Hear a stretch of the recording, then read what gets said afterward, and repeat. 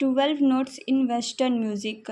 12 जो नोट्स होते हैं अकॉर्डिंग टू वेस्टर्न म्यूज़िक हम लोग क्या क्या बोलते हैं, पहले इसको देख लेते हैं। हम लोग पहले थ्योरी समझ लेंगे, फिर प्रैक्टिकली हम कीबोर्ड पे आपको बताएंगे, तब अच्छे से समझ में आ जाएगा। पहले आप थ्योरी देख लीजिए।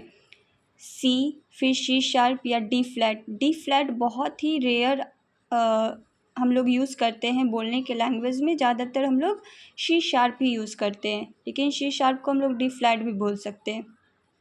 फिर डी शार्प, ई फ्लैट। डी शार्प को ही हम लोग ई फ्लैट भी बोलते हैं। ई, फिर एफ, ई के कोई शार्प नहीं होते हैं। एफ, फिर एफ शार्प या जी फ्लैट। फिर जी शार्प, ए फ्लैट, ए, फिर ए शार्प और ए शार्प या बी फ्लैट और बी। ज़्यादातर हम लोग बी फ्लैट जब कोई भी लाइव प्रोग्राम्स होते हैं तो यदि फ्लैट यूज़ करना होता है तो हम लोग ज़्यादातर बी फ्लैट ही बोलते हैं, ए शार्प कम बोलते हैं, और सभी के हम लोग शार्प यूज़ करते हैं, जैसे C sharp, D sharp, F sharp या जी शार्प। लेकिन जब भी ए शार्प नोट्स को या फिर कॉर्ड किसी को चाहिए होता है या फिर कोई मांगते हैं तो डायरेक्ट वो बी फ्लैट ही यूज़ करते हैं। लेकिन हम लोग ए शार्प भी बोल सकते हैं, बी फ्लैट भी बोल सकते हैं, डी शार्प भी बोल सकते हैं, ई फ्लैट भी बोल सकते हैं। अब शार्प और फ्लैट को हम लोग किस सिंबल से दिखा सकते हैं। शार्प को हम लोग ऐसे सिंबल बना के दिखा सकते हैं, जैसे यहाँ पे मैंने एग्जांपल के तौर पे बता भी दिया है। सी शार्प लिखना होगा तो ऐसे लिखेंगे, डी शार्प लिखना होगा तो ऐसे लिखेंगे, और फ्लैट लिखना होगा बी फ्लैट तो हम लोग ऐसे यूज़ करते हैं।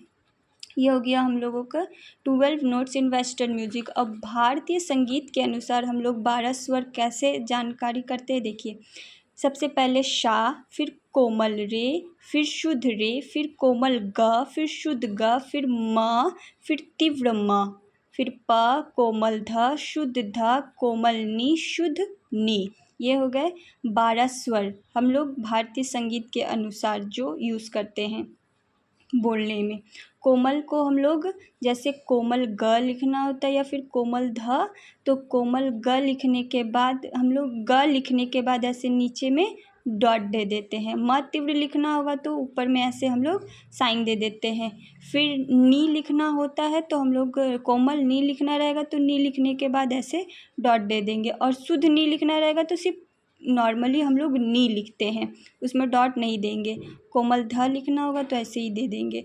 और ऑक्टिव के ऊपर मैं नेक्स्ट वीडियो बनाऊंगी, तब आप लोगों को अपर ऑक्टिव, उसमें लोअर ऑक्टिव, मिडिल ऑक्टिव के बारे में समझा दूंगी। अभी फ़िलहाल मैं नोट्स के ऊपर ही बनाई हूँ। स्वर का पूरा नाम। अब हम लोग भारतीय संगीत के अनुसार जो सा, रे, ग, म, प, ध, नि, सा बोलते हैं, तो मैं जानकारी के लिए ये भी आप लोगों को बता दी हूँ कि सा को शरज बोलते हैं, रे को ऋषभ बोलते हैं, ग को गांधार, म को मध्यम, प को पंचम, ध को धैवत और नी को निषाद। अब चलिए हम लोग इसी को प्रैक्टिकली समझेंगे कीबोर्ड पर। बहुत ही इजी है। सबसे पहले हम लोग सी देखते हैं। मैं पियानो ले लेती हूँ।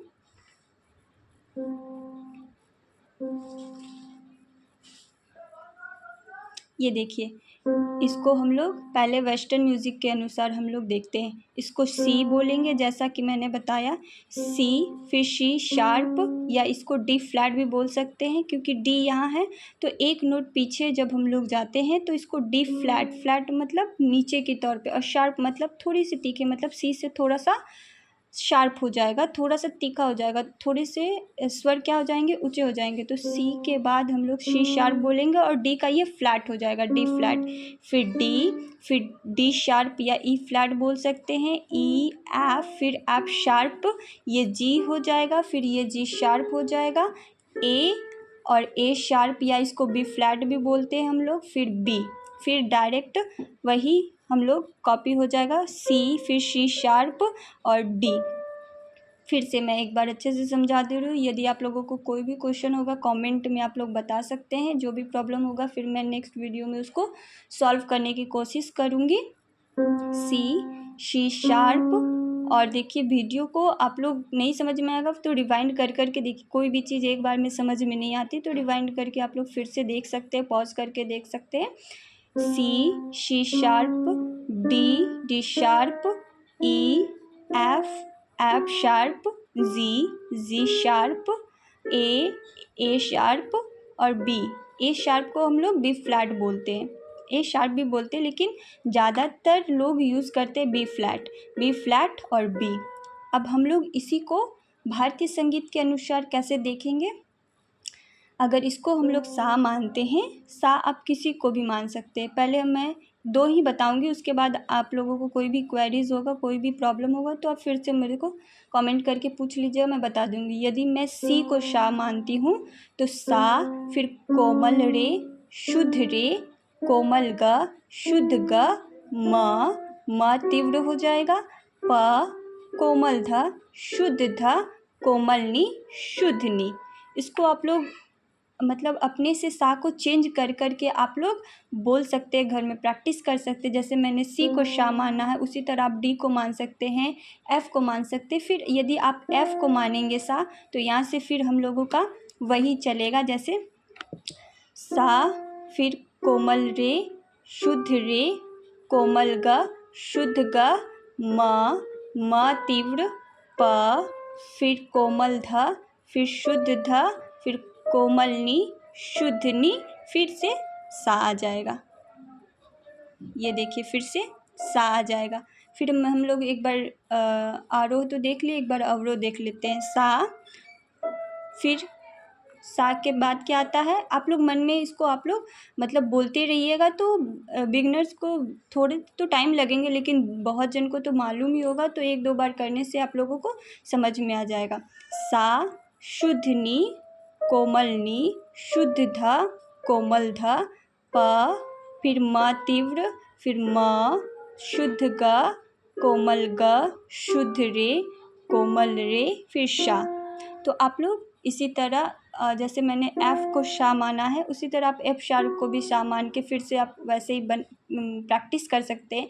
सा, कोमल रे, शुद्ध रे, कोमल ग, शुद्ध ग, म, फिर म तीव्र, प, कोमल ध, शुद्ध ध, कोमल नी, शुद्ध नी, शा। फिर यदि आप एफ़ शार्प को सा मान रहे हैं, तो आप मन में ऐसे बोल सकते हैं ये क्या है, तो ये म तीव्र हो गया, ये कोमल ध हो गया, ये कोमल नी हो गया, ये शुद्ध नी हो गया, ये शुद्ध ग हो गया। ऐसे आप लोग घर में प्रैक्टिस कीजिए, और कोई भी आप लोगों को प्रॉब्लम होगा तो आप लोग कमेंट कीजिएगा, मैं नेक्स्ट वीडियो में उसको सॉल्व करने की कोशिश करूँगी। Thank you.